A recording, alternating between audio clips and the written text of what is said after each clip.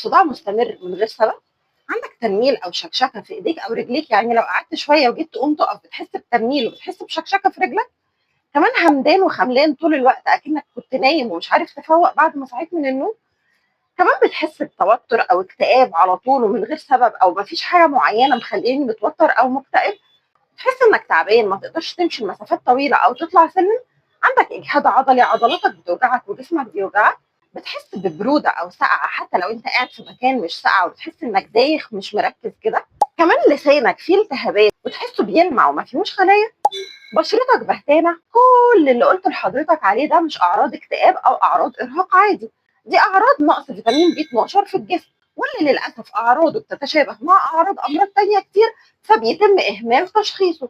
ولو رحت عملت التحليل بتاعه هتلاقي التحاليل بتاعتك كويسة، لأن التحليل الخاص بفيتامين بي 12 بيقيس نوعين فيتامين بي 12 في الجسم، النشط والغير النشط، فبيطلع لي إجمالي فيتامين بي 12 في الجسم، ما بيدينيش نتيجة حقيقية ليه، وعلى الأساس ده ما بناخدش علاج ليه. طب إيه هي أهمية فيتامين بي 12؟ بي 12 دوت يعتبر العمود الفقري للجهاز العصبي في الجسم، وهو المسؤول عن إنتاج الطاقة، لأنه بيدخل في تصنيع وتجديد الحمض النووي اللي هو الدي ان ايه. كمان بيدخل في تصنيع حاجة اسمها المايلين شيث، ودوت اللي بيغلف الأعصاب، فهو بيحافظ على الأعصاب. كمان بيدخل في إنتاج كرات الدم الحمراء. كمان بيدخل في تصنيع الطاقة اللي موجودة جوه الخلية، اللي بدورها بتساعد الميتوكوندريا بتاعت الخلايا على إن هي تشتغل وتنتج طاقة للجسم كله. نقص فيتامين بي 12 ممكن يسبب لي ايه؟ ممكن يسبب فقر دم خبيث، ممكن كمان يسبب اعتلال او ضعف في الاعصاب الطرفيه، ممكن يسبب خلل معرفي ومزاجي بيظهر على هيئه نسيان واكتئاب. ايه هي العادات الغلط اللي احنا بنعملها بتؤدي لنقص فيتامين بي 12؟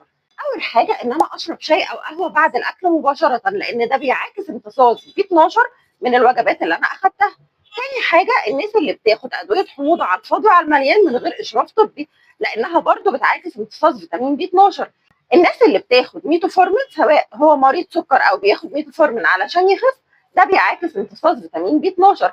كمان كبار السن لان بيحصل عندهم نقص في حمض المعده، وده بيقلل من امتصاص فيتامين بي 12. الناس اللي بتتبع نظام غذائي او الناس اللي بتاخد بروتين نباتي بس ما بتاخدش بروتين حيواني، لان البروتين النباتي مش بيكون موجود فيه بي 12. ايه الاكلات اللي المفروض اخدها علشان خاطر ازود فيتامين بي 12 في جسمي؟ اول حاجه الكبده، اللحوم الحمراء، الالبان كامله الدسم، البيض خاصه الصفار، الاسماك الدهنيه زي السلمون والسردين والماكريل والتونه، المحاريات زي الجندفلي وام الخلول وبلح البحر.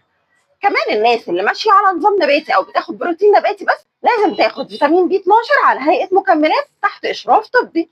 ايه الحاجات الممنوع ان انا اعملها لو انا عندي نقص فيتامين بي 12؟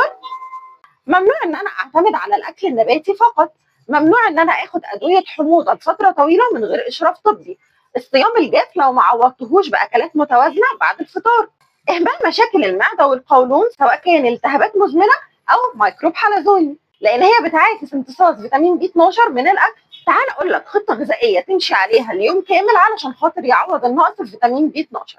اول حاجه على الفطار هاخد بيضتين مسلوقين مع جبنه قريش مع عيش حبه كامله او العيش بتاع التموين بتاعنا اللي بيكون فيه رده. في السناك بتاعي هاخد زبادي كامل الدسم او كوبايه لبن دافي. في الغداء هاخد كبده مشويه مع سلطه خضراء او خضار سوتيه مع رز بني. في العشاء هاخد سلطه تونه مع بطاطس متشوحه مع خس. مهم جدا ان انا ابعد الشاي او القهوه ساعه على الاقل قبل او بعد الاكل علشان خاطر اساعد على امتصاص فيتامين بي 12. الخلاصه، لما تحس انك مش مركز او مش قادر تقوم من مكانك او مش قادر تعمل مجهودك العادي، ما تحكمش على نفسك ان انت كسول. جسمك بيديك اشارات ان في مشكله، واول حاجه قبل ما تفكر في الدواء لازم تفكر فيها هو نقص فيتامين بي 12. والعلاج مش دايما بيكون دواء، احيانا التغذيه الكافيه بتكون كفايه ليك. ابدا من طبقك، التغذيه مش رفاهيه، ده علاج.